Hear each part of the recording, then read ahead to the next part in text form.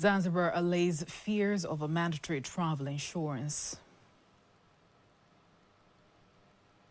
So we thought we should establish this so that we can improve our health services for the tourists.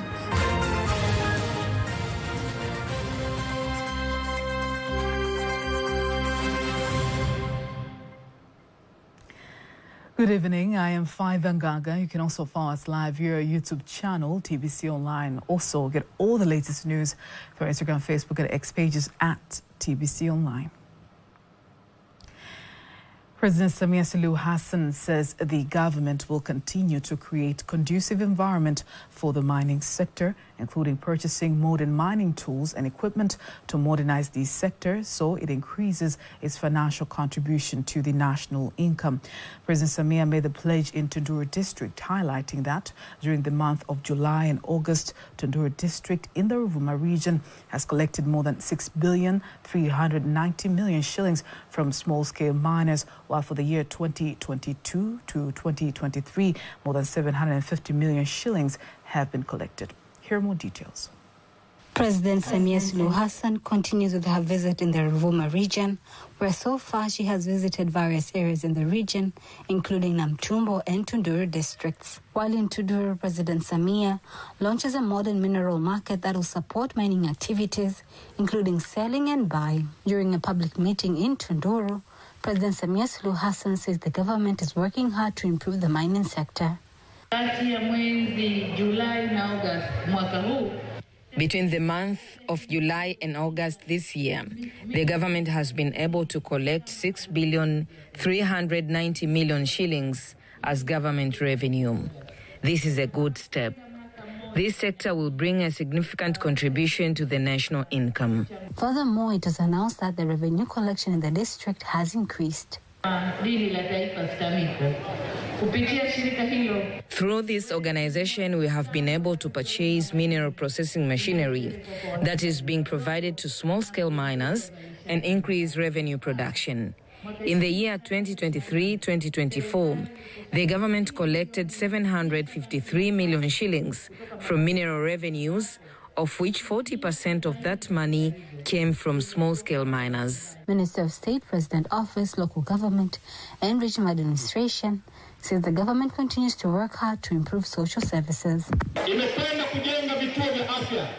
It has gone to establish health centers, building dispensaries and repair those that were in a poor condition. And the Minister of Health has been instructed to bring here in Tunduru 900 million. The President has confirmed that this amount of money will go towards building an emergency building to assist of treatment of premature babies. President of Zanzibar and Chairman of the Revolutionary Council, Dr. Hussein Ali Mwinyi, says the aim of his government to introduce mandatory inbound travel insurance coverage for tourists is to strengthen the tourism sector as well as provide a safe and friendly environment for visitors to the island. He made the remarks at the State House in Zanzibar when he met and held talks with the new Italian ambassador to the country, Giuseppe Sean Coppola. Teddy Paranyanga has more. Dr. Mwinyi says the mandatory inbound travel insurance cover for tourists is not a new thing, as many tourists around the world have already introduced the service, which assures all tourists for best health services, removing inconveniences which one encounters any problem, such as losing a luggage or travel documents. So we thought we should establish this so that we can improve our health services for the tourists. And this is not only in Zanzibar. I think there are many countries that before they give you a visa, they would ask you to buy an insurance first. And for that reason, we thought, why not? Why should we not do it in Zanzibar so that it will help us? And by the way, this inbound travel insurance is not only for health. It has a lot of other benefits, you know. If you lose your luggage, you get reimbursed through this.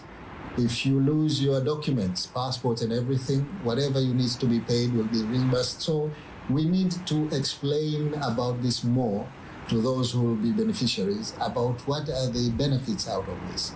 But we believe the medical part is the most important. On the other hand, Ambassador Goran Kapunnoic has assured President Dr. Mwinyi to continue to cooperate with his government on the areas of health, tourism, waste management and blue economy, vowing his country to continue to offer more support to combat neglected tropical diseases as well as maternal and child health issues. A wonderful example of the will of from the Chinese side to share experience and to build capacities also in the health sector.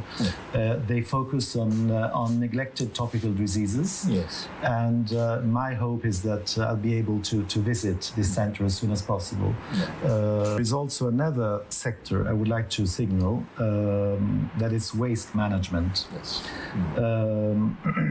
Where the Italian Ministry of Foreign Affairs is considering supporting a feasibility study for a project with regards to which would allow to transform waste in energy. Yes. Ambassador Giuseppe Sean Coppola presented his letters of credence last month. Prime Minister Kassim Majaliwa calls on the development stakeholders to continue to cooperate with developing countries in implementation of integrated financial systems. He made the call while opening a special meeting to review 15 years of integrated financial system for development, which has revealed that more than 50% of the people have been reached by this system in the past decade. Here are more details. The meeting, which has been called by the Queen of the Netherlands, Maxima, who is the special representative of the United Nations Secretary General, Prime Minister says integrated financial systems is particularly important in efforts to attain the Sustainable Development Goals agenda by 2030. Congratulating Queen Maxima for her efforts, which have enabled bigger number to access financial services around the world. I wish to call for enhancing cooperation and support from development partners to ensure the effective implementation of financial inclusion initiatives in developing countries and to continue supporting Her Majesty Queen Maxima in advancing this important agenda. As we celebrate the 15th anniversary of Advocacy for Financial Inclusion, driven by Her Majesty, I wish to express my delegation gratitude for a job well done. Your efforts have led to a remarkable increase in global access to financial services, with over 50% more than individuals gaining access over the past decade. Global account ownership has risen from 51% in 2011 to 76% in 2021. Furthermore, the Prime Minister has thanked the United States government for its support to Tanzania through various stakeholders including USAID, Vodafone Foundation, Rockefeller Foundation and Ford Foundation, especially on economic, social and good governance issues. I commend the government of the United States of America through USAID for their continuing support of Tanzania's transformative socio-economic development and good governance. Our partnership with a long-term development partner like USAID, Vodafone Foundation, Rockefeller Foundation, and Ford Foundation have been of great significance. I particularly appreciate the shared commitment between USAID and Tanzania to advance democracy, human rights, and governance in our country. On the other hand, Queen Maxima says the current plan is to reach 1.5 billion people who are out of the integrated financial services. We're above 80%, something we should be very proud of. And of course, 80% is not 100%. So work still needs to be done to reach 1.5 billion more people that remain unbanked. Now from New York, let's come back to Dar es Salaam, whereby the Tanzania International Manufacturers Expo 2024 has kicked off in Dar es Salaam today, bringing together over 1,000 exhibitors from both local and international industrial players. Rioba Stephen reports.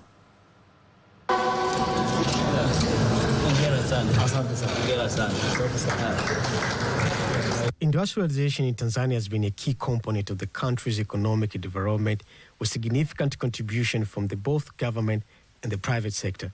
As a part of ongoing implementation of Tanzania's Development Vision 2025, which aims to building a strong and resilient economy capable of competing globally, Deputy Prime Minister and the Minister of Energy, Dr. Doto Biteko, has officially opened the Tanzania International Manufacturers Expo 2024. During the opening, Dr. Biteko emphasized the importance of prioritizing local industry to ensure they benefit more from the domestic market. The Honorable Vice President, in assigning me to this task, directed me not only to officiate this event, but also to address the Minister of Industry and Trade as we organize this trade exhibition and bring together participants from both within and outside the country. It is vital that our local industries are the primary beneficial of our domestic market. The products they manufacture must have a reliable market to thrive. It would be deeply unfortunately if we encourage foreign investors to set up industries here, only to have our market dominated by foreign products. Honorable Guest of Honor, the Time Expo 2024 exhibition is organized by the Tanzania Trade Development Authority, TanTrade, and the Confederation of Tanzania Industries, CTI, as the CTI is the representative body of the industrial sector in the country. We saw the importance of collaborating to make this exhibition a joint effort. In recognizing the importance of agriculture as the backbone of Tanzania's economy, contributing 27 to 30% of the national GDP, Amil Ismail, chairman of the coffee trade, registered in over 54 countries, spoke to TBC about the opportunity to showcase his products. The best thing is the sixth phase government with our President, Her Excellency Dr. Samia Suluhu Hassan, having opened the country, liberalized the trade, and invited the foreign investors to come into our country, has also been encouraging the local investors to tighten their belts and compete in the international markets and local markets as well. David Groring, who is the director of the Airplanes African Limited, a company based at Morogoro Airport, explains how the expo will be of value to showcase cutting-edge technology in diverse local and international sectors. Technology, our airplanes are handmade. It means that all metal airplanes that we are presenting are produced by people. They have plans, they have structures. This is our design, and due to these plans and these structures, they are to make it from the scratch up to you see the airplane. Airplane Africans is one of the exhibitors at this event with the aim of bringing motivation to the aviation industry. They have been able to bring the training here in Tanzania to all the people who qualify for the training, being able to manufacture the airplanes in Tanzania. Rioba Steven, TBC. When Tanzania is preparing to hold local government elections, women from Ruvu small town located in the Kibaha district, Pwani region, urge women in all regions to fully participate as candidates or voters in the upcoming local government elections as they play a role in national development. Peter Mganga has more.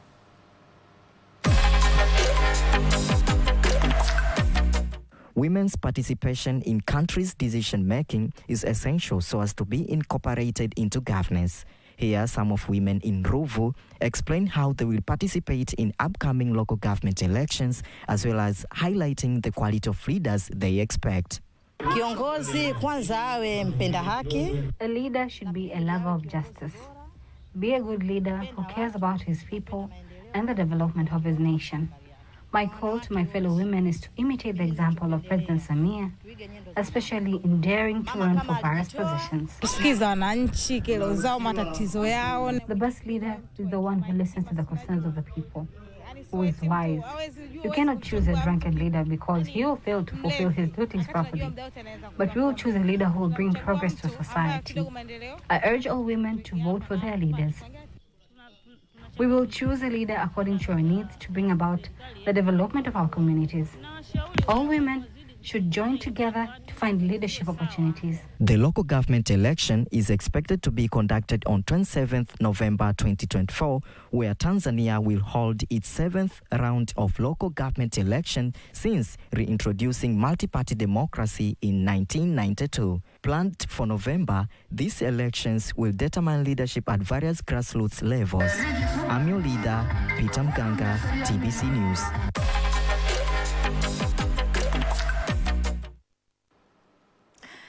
On every September 26th, the world unites to celebrate Maritime Day, a day dedicated to raising awareness about the importance of the maritime industry. As a way to celebrate this day, let us take a deep dive in a nation rich in maritime heritage and potential, that is Tanzania. We are going to take a look at the strides that reflect Tanzania's commitment to enhancing its maritime sector. For centuries, the waters surrounding Tanzania has supported livelihoods, culture and trade. From the vibrant fishing communities to the vital shipping routes, the maritime sector is integral to the nation's identity. For generations, the waters off Tanzania's coast have been a source of sustenance and livelihood. Fisheries are a cornerstone of Tanzania's economy, contributing to food security and employment. Moreover, sustainability and overall safety is critical. This year's theme, Navigating the Future, Safety First, resonates deeply here.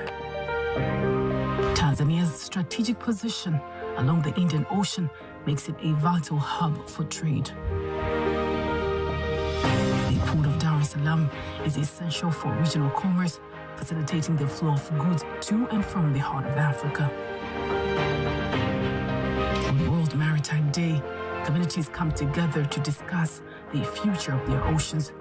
Awareness and action are crucial to addressing challenges like overfishing, pollution, and climate change. Moreover, Tanzania has embarked on a transformative journey in its maritime sector.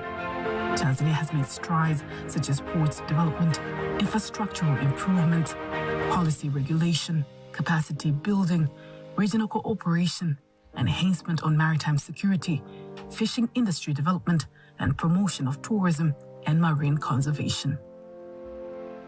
The ocean is not just a resource, it is a part of the culture and identity of coastal communities.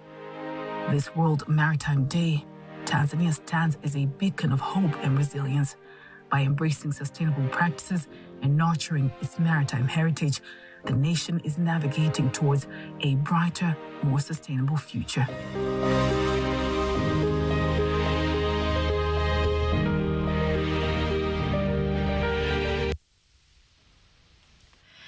The Norway ambassador to Tanzania, Tons Tynes, has expressed his satisfaction with the implementation of Norway-sponsored projects under Royal Norwegian Society for Development Norge-Vel program in various districts in Tanzania.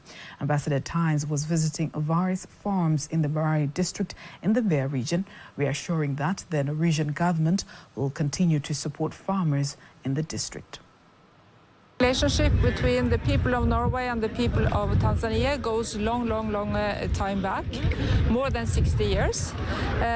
We have been working on agriculture for a long time. We have been helping to increase productivity and production in Tanzania so that Tanzania can also export to neighboring countries and hopefully also export to Norway. I'm very impressed by the work I've seen here. I'm very impressed to see how the organization Norge-Vel is working with farmers, how they have set up this warehouse, and also how they have managed to increase productivity in this area when it comes to rice farming.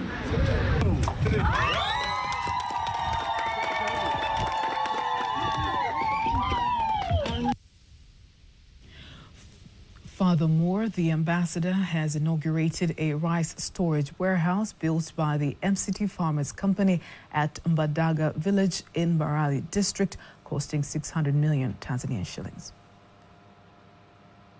In other news, since 1980, the United Nations World Tourism Organization has been celebrating World Tourism Day on September 27th. This year, the day focuses on tourism and peace. Tbcnews has spoken with the Director General of the Tanzania Tourist Board, Ephraim Mafuru, who talks more about the day and strides made by Tanzania in this sector. In advertising approach that Tanzania Tourist Board took, tourism numbers grew from 620 in 2020 to 1.8 million international tourists in 2023. This is a remarkable achievement, signifying 118% growth of the numbers post-COVID era. And for your information, the entire globe is only 88% recovery, and Africa averages at 96, but Tanzania is at 118%. So for me, this is a remarkable achievement. The number is growing at an international level. And then on Tanzania perspective, we had 1.9 million domestic tourists, and our projection this year is to hit 2.2 million international tourists and 2.5 million domestic tourists. So making a number of almost 4.5 million, both international and domestic tourists. So we are growing. And another aspect that we are witnessing, as Tanzania Tourist Board, we are going to diversify tourism products. Tourism is not only about wildlife. There's so much more to be offered in terms of tourism products. There's conference tourism, there's sports tourism, there's cultural tourism, there's cruise ship tourism, there's medical tourism. There's different aspects of tourism that we can offer to both domestic and international. That was Director General of the Tanzania Tourist Board, Ephraim Mafur. Now, before we wind up local news, let's have a look at today's exchange rates according to the Bank of Tanzania, BOT.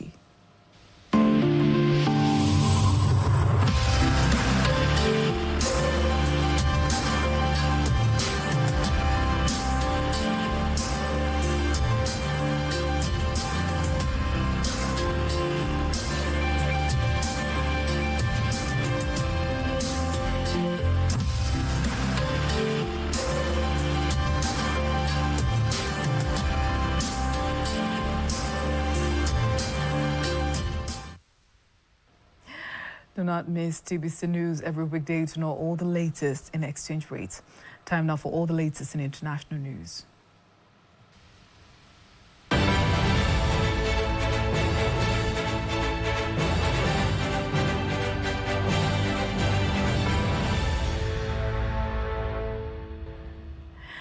Now let's have a look at international news as compiled and read by Lulua Mohammed.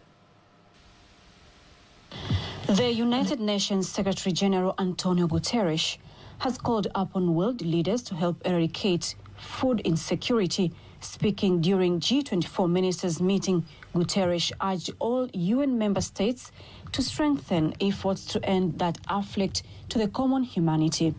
South African President Cyril Ramaphosa has called on leaders to address global inequality.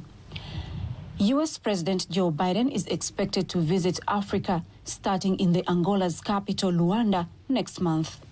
The White House announced on Tuesday that President Biden will first travel to Berlin in the German capital and then travel to Angola October 13 to 15, where he will discuss firming up economic ties and boosting security, among other issues, with President João Lourenço. Biden is also to discuss a vision for a rail project that will start in Angola and link the Atlantic and Indian Oceans. In November 2023, President Biden hosted President João Lourenço of Angola at the White House and discussed cooperation on critical issues such as trade, energy, climate change, and a $1 billion backed infrastructure project that will aid Angola's economy. This will be the first trip for President Biden to the continent while in office. And thousands of people at the U.S. state of Florida have been forced to leave their homes, with the Hurricane Helena expected to make a landfall on Thursday. The hurricane is gaining strength as it crosses the warm waters of Gulf in Mexico. The reports say that it forces to bring floods and extremely strong winds. The entire state of Florida is now under alert. The strong winds knocked out power in the Cayman Islands, where heavy rain and waves reached as high as 3 meters. That was international news. Sports news up next.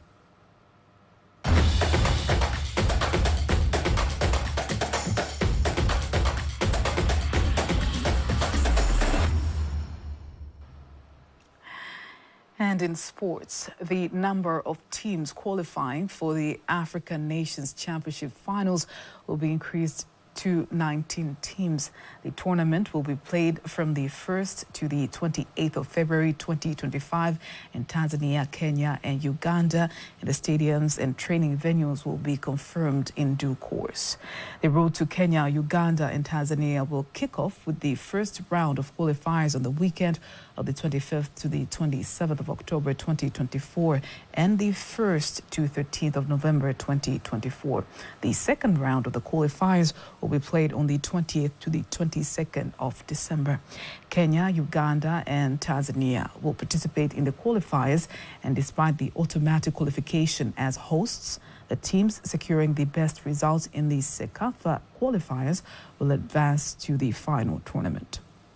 In other sports news, Pamba Jiji's head coach, Goran Kapunnoic, says he is deeply disappointed with his team's recent results following failing to secure 3 points, a situation which disrupts his plans to compete against the big teams in the league. Goran believes that despite his team being new to the Premier League, they still have the quality to compete with any team. People always told me, Coach, don't worry, this is the football. But okay, but this is not my philosophy, because I am crazy if I'm not winning the game. So really, I'm not a loser man. I'm always looking the 3 points. I'm always looking the win and win and win. Yes, maybe this is the part of the football. Maybe this is the part of the dead time for us. Always I'm said we are the new team. Many times miss some experience of the players, because the different championship and Premier League is absolutely different. And I hope, and sure, coming what many times before, or many days before that game against the Mushuja, always I am heard, we are not scoring the goal, but I'm saying we are creating chances, we are creating, sure. So Pamba Jiji has not won any of the 5 matches they played in the Premier League this season. That's it for sports. And now, before we wind up the news bulletin for tonight, let's have a look at the weather forecast for the next 24 hours. Good evening, dear viewer, and welcome to the weather forecast for the next 24 hours, starting tonight at 9 p.m. From Tanzania Meteorological Authority, my name is Ramadan Omari. Wind is expected to flow at 20 kilometers per hour over the entire coast, Lake Tanganyika and Lake Nyasa, while over Lake Victoria, wind speed is expected to reach 30 kilometers per hour. And the side of the sea and lakes is expected to be slightly to moderate. And tonight, dry condition is expected to persist over most part of our country, with cool temperatures, especially in few areas of southwestern highland. And the rest minimum temperature is expected to be 10 degrees Celsius in Njombe region. And tomorrow, few areas in Kagera and Geita are expected to feature partly cloudy condition, thunderstorms, and sun periods. And the remaining regions are expected to feature partly cloudy condition and sun periods. And now, let's look on the next weather forecast over some regions of our country. In Dar es Salaam, we are expected partly cloudy condition, and minimum temperature is expected to be 21 degrees Celsius. In Dodoma, minimum temperature is expected to be 17 degrees. In Beira region, we are expecting minimum temperature to be between 12 up to 14 degrees. In Mwanza region, we are expecting minimum temperature to be 18 degrees Celsius. In Kilimanjaro, minimum temperature is expected to be 18 degrees Celsius. In Morogoro region, minimum temperature is expected to be 18 degrees. And in Arusha region, we are expecting minimum temperature to be 16 degrees Celsius. From Tanzania Meteorological Authority, that is all for today. Thank you for watching, and goodbye. And that marks the end of the news bulletin for tonight. I am Faida Ngaga. Good night.